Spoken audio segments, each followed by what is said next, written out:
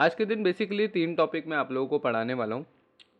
First होने वाला है कि सपोर्ट रेजिस्टेंस को मैं थोड़ा और डेप्थ में समझाऊंगा और थोड़ी आप लोगों की आंखों को ट्रेंड करूंगा एंड ये भी समझाऊंगा कि और किस किस टाइप के सपोर्ट रेजिस्टेंस होते हैं। एंड सेकंड, मैं आप लोगों को स्ट्रक्चर समझाने वाला हूँ। स्ट्रक्चर के लिए तो सचमुच आपको एक्साइटेड होना चाहिए, क्योंकि आज के बाद आपकी ट्रेडिंग सेम नहीं रहेगी, राइट? तो स्ट्रक्चर मैं आप लोगों को पढ़ाने वाला हूँ। And the third is analysis pattern. ये मोस्ट इंपॉर्टेंट चीज़ होती है किसी भी ट्रेडर के लिए। ये मैं आप लोगों को पढ़ाने वाला हूँ। तो तीनों चीज़ें पढ़ेंगे। यस, इसीलिए आप लोगों को मैं हमेशा कहता हूँ कि पुराना अपना जितना भी कोर्स होता है, यानी कि जितना भी आप लोगों का पुराना क्लास होता है, उसको पढ़ लिया करो, ताकि अच्छे से आप लोगों को समझने में प्रॉब्लम ना हो। सबसे पहला, सपोर्ट रेजिस्टेंस को थोड़ा और डेप्थ में समझते हैं। उस दिन हम लोगों ने बात करी कि बेसिक सपोर्ट और रेजिस्टेंस क्या होता है।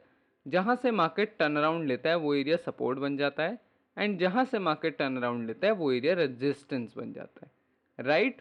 ये चीज़ हम लोगों ने उस दिन बेसिक समझी थी। एंड मैंने आप लोगों को घर पर होमवर्क भी दिया था एक, जिसमें मैंने आपको कहा था कि जहाँ जहाँ से मार्केट टर्न अराउंड है वहाँ आप मार्क करो, और जहाँ से मार्केट ऊपर की साइड से टर्न अराउंड है वहाँ पे भी आप मार्क कर लो, ताकि आप लोगों को आइडिया रहे कि कहाँ कहाँ सपोर्ट एंड रेजिस्टेंस होते हैं।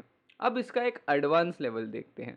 ये तो हो गया कि स्ट्रक्चर के अंदर सपोर्ट एंड रेजिस्टेंस की मार्केट के लेवल्स के आसपास से सपोर्ट एंड रेजिस्टेंस कैसे काम करते हैं।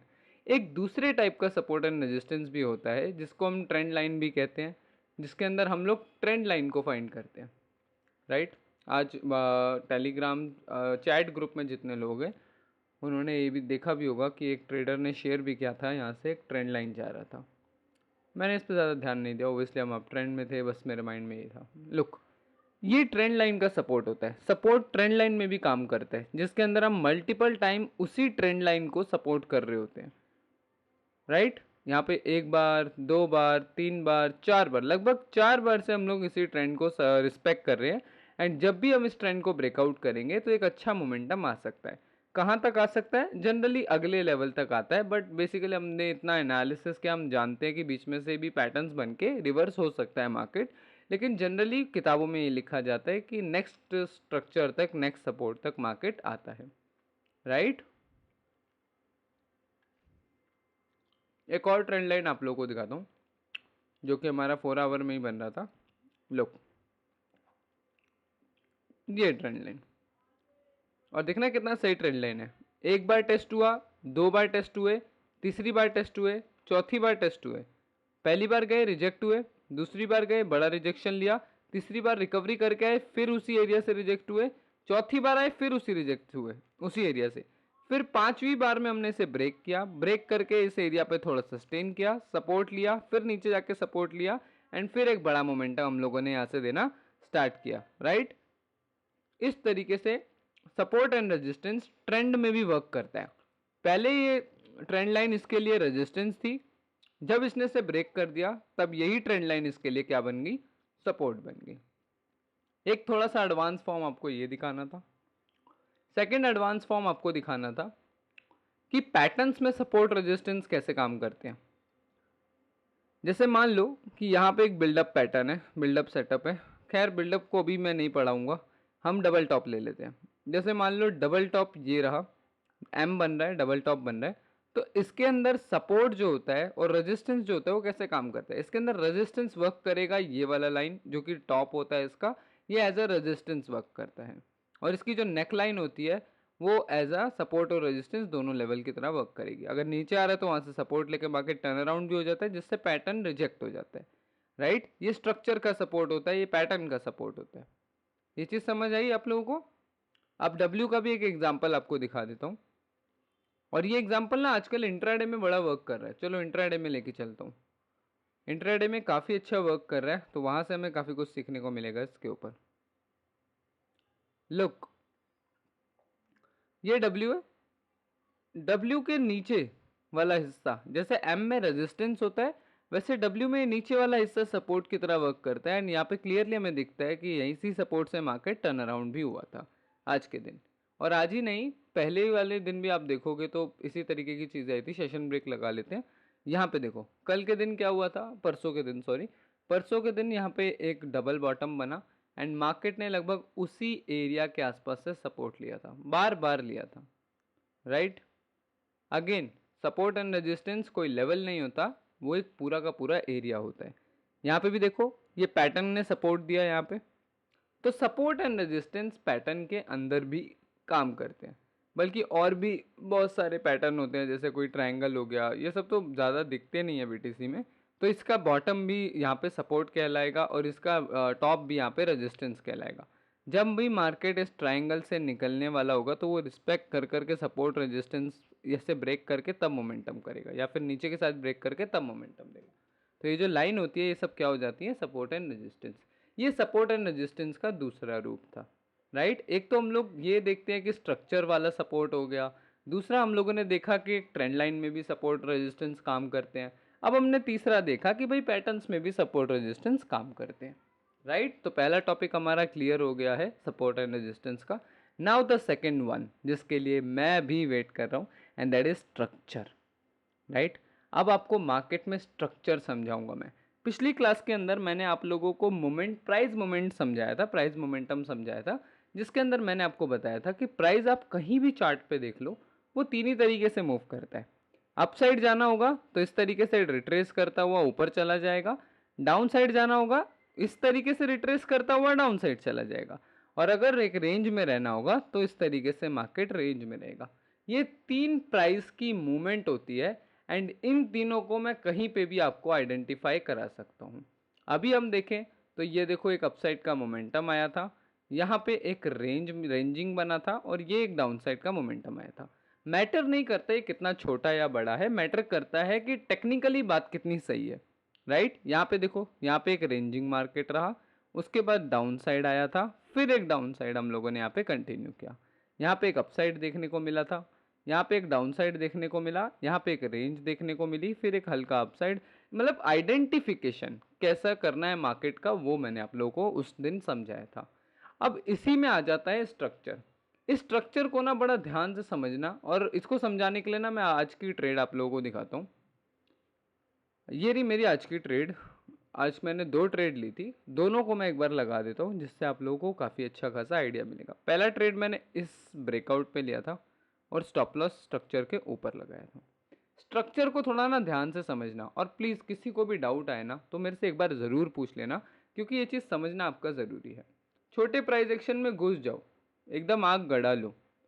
ये 15 मिनट का चार्ट है, यहाँ पे मुझे स्टार दिखा। मॉर्निंग का प्लान सबने वीडियो में देख ही लिया है कि मैंने कहा था अगर इस एरिया में मुझे कोई भी स्टार या उसका ब्रेकआउट मिलता है तो मैं उसमें ट्रेड करूँगा। यहाँ पे मुझे एक स्टार मिला, स्टार के नीचे हम आए, एक इस तरीके का रीटेस्ट किया और फिर ब्रेकआउट दिया, मैंने यहाँ पे एंट्री बनाई। अब अपना स्टॉप लॉस कहाँ लगाया, अपना स्टॉप लॉस स्ट्रक्चर के ऊपर। ये कैसा स्ट्रक्चर होता है, मार्केट कभी भी सीधी लाइन में ऊपर नहीं जाती, कभी भी सीधी लाइन में नीचे नहीं जाती, राइट। मार्केट कैसे ऊपर नीचे जाती है, ऊपर जाती है थोड़ा सा रिट्रेस करेगी, फिर ऊपर जाएगी, थोड़ा सा रिट्रेस करेगी, फिर ऊपर जाएगी, थोड़ा सा रिट्रेस करेगी। ये रिट्रेस जरूरी नहीं है इसी टाइप क्यों, ये अलग अलग टाइप के भी रिट्रेस हो सकते हैं। हो सकता है मार्केट ऊपर जाए, थोड़ा यहाँ पे होल्ड करे, थोड़ा सा नीचे आए, फिर निकलना स्टार्ट करे, तो ये भी रिट्रेस कहलाएगा। या फिर हो सकता है मार्केट दो कैंडल ऊपर बनाए, ऐसा सॉरी इधर देखो, दो कैंडल ऊपर बनाए, एक कैंडल मार्केट डाउन साइड बनाए, और तीसरा कैंडल ब्रेक करके फिर मार्केट निकलने लग जाए 15 मिनट में। ये कैंडल भी एक रिट्रेस कहलाएगा। तो ओवरऑल प्राइस मोमेंटम थोड़ा सा नीचे जाता है फिर ऊपर, नीचे जाता है तो ऊपर, नीचे जाता है ऊपर। ये बेसिक प्राइस का मोमेंटम होता है। वही चीज जब भी मार्केट रिट्रेस करके वापस जाती है तो उसके लोअर लेवल्स जो होते हैं वो स्ट्रक्चर बन जाते हैं, राइट। जब भी नीचे से ऊपर आता है तो उसके लोअर लेवल्स जो होते हैं वो स्ट्रक्चर बन जाते हैं। ये स्ट्रक्चर की पूरी थ्योरी है, और ये स्ट्रक्चर सपोर्ट एंड रेजिस्टेंस की तरह एक्ट करते हैं। यहाँ पे शॉर्टकट ट्रेड जब मैंने लिया था, पहली चीज़ तो मेरा सेटअप बन गया था, दूसरी चीज़ कंफर्मेशन के लिए मैंने एक रीटेस्ट के ब्रेकआउट का भी वेट कर लिया। आजकल मैं रीटेस्ट सेटअप का भी बार बार जिक्र कर रहा हूँ। इसका मतलब होता है कि मार्केट थोड़ा सा रिट्रेस करके एक ब्रेकआउट दे, आप उस पर अपनी एंट्री बनाओ, क्योंकि मैंने बैक टेस्ट करके देखा है कि इन दिनों मार्केट अच्छा काम कर रहा है रीटेस्ट सेटअप पे, राइट। तो स्ट्रक्चर के ऊपर मैंने स्टॉप लॉस लगाया। इसका मतलब आप समझ रहे हो कि मार्केट ऊपर गया, नीचे आया, फिर ऊपर जाके नीचे आया, तो ये जो स्ट्रक्चर हो गया ये मेरे लिए क्या हो गया, रेजिस्टेंस की तरह हो गया कि अगर मार्केट यहाँ से टर्न अराउंड होके इसके ऊपर जाता है तो मेरा सेटअप फेल हो जाएगा और मैं अपना यहाँ से एसएल लेके निकल जाऊंगा। तो स्ट्रक्चर ये चीज होती है। फिर मार्केट थोड़ा नीचे आया, थोड़ा ऊपर गया, फिर एक स्ट्रक्चर बनाया, फिर मार्केट नीचे आया और ऊपर गया, फिर नीचे स्ट्रक्चर बनाया, फिर मार्केट नीचे आया ऊपर गया, यहाँ पे स्ट्रक्चर बनाया, फिर मार्केट नीचे आया ऊपर गया, यहाँ पे स्ट्रक्चर बनाया। अब आप समझे मेरा स्टॉप लॉस इधर क्यों प्लेस है, क्योंकि अगर मार्केट घूम के वापस इसको क्रॉस करता है तो ये स्ट्रक्चर का ब्रेकआउट हो जाएगा, यानी मेरा जो एनालिसिस था वो फेल हो जाएगा। ये चीज स्ट्रक्चर होती है। आई होप कि मैंने आपको सबसे इजी तरीके से समझाया हो इसे। ट्रेड, लाइव ट्रेड आज अच्छा हुआ कि आप लोगों के सामने ही लाइव ट्रेड हो गया, ताकि आप लोगों को पता रहे क्या साइकोलॉजी रहती है, क्या माइंडसेट रहता है। अभी ये ग्रीन ग्रीन बन रहा है, आधे से ज़्यादा लोग ये स्पेकुलेट करते हैं, अरे रेजिस्टेंस भी है, मार्केट नीचे भी आ रहा है, चलो निकल जाओ। ऐसा नहीं होता। आपके पास रूल होना चाहिए कि अगर यहाँ पे इस तरीके की कोई चीज़ बनती है तो मैं निकलूंगा। और वो रूल किस बेस पे होना चाहिए कि पास्ट में क्या चीज़ें हुई हैं, राइट। विशाल भाई, वेन टू बुक, वेट करो आराम से। मतलब मैं ट्रेड लेने के लिए किसी को नहीं कह रहा, मैं ये कह रहा हूँ यहाँ पे वेट करना है आराम से। मैं वेट करूंगा आराम से, क्योंकि ये ऐसा कैंडल मैंने अपने करियर में बहुत देखा है। ज्यादा से ज्यादा क्या करेगा मार्केट, ज्यादा से ज्यादा नीचे आएगा, टर्न अराउंड हो जाएगा, स्टॉप लॉसेस हिट करेगा, डंप आ जाएगा, यही तो होगा। लेट्स सी क्या होता है, राइट, लेट्स सी क्या होता है। लोग हजारों ट्रेड ले लेते हैं लेकिन एक बात नहीं सीखते उससे। क्यों? क्योंकि इमोशंस इतने इन्वॉल्व होते हैं। और इमोशन क्यों इन्वॉल्व होता है? क्योंकि पैसा उन्होंने ज्यादा लगा रखा होता है, पैसा अपनी रिस्क क्वांटिटी से ज्यादा लगा रखा होता है। उनसे $10 लूज नहीं किया जाता, फिर भी वो 20 का रिस्क ले लेते हैं। इमेजिन करो अगर उसी ट्रेड में वो बंदा $1 के रिस्क से आए तो क्या वो ट्रेड सेम रहेगी उसके लिए, या उसके रिएक्शन या इमोशन सेम तरीके से डाइवर्ज होंगे उस ट्रेड में?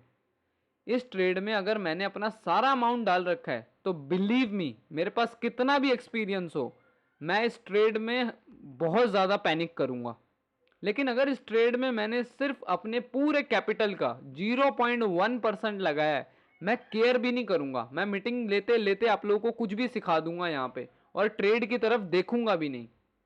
लेकिन अगर मैंने अपनी सारी लाइफ सेविंग इसमें लगा रखी है ना, तो मैं सब बंद करके, मीटिंग वीटिंग सब बंद करके सिर्फ ये सोचूंगा कि अरे अरे रेड हो रहा है, निकल भाई निकल। क्योंकि माइंड में यही है कि risk is out of my budget. आप सबके साथ मोस्टली प्रॉब्लम यही हो रही है, आप लोग out of the budget risk ले रहे हो। और ऐसा क्यों कर रहे हो? क्योंकि आप कमाना पहले चाहते हो, समझना चीज़ों को बाद में चाहते हो। इस ट्रेड का मैं और समझा देता हूँ। इस ट्रेड पर हम 1:2 के आसपास जा रहे हैं, एंड मैं यहाँ पे देखूंगा थोड़ा बहुत प्राइस एक्शन, 50% क्लोज करने की कोशिश करूंगा। नहीं तो प्राइस एक्शन अगर अच्छा बना तो एक मोमेंटम आ सकता है, राइट। मोमेंटम जैसा कुछ वन डे में तो नहीं लग रहा, लेकिन अगर आता है तो बढ़िया, वरना स्ट्रक्चर के अकॉर्डिंग हम अपना टारगेट लेके निकल जाएंगे इसमें से, राइट।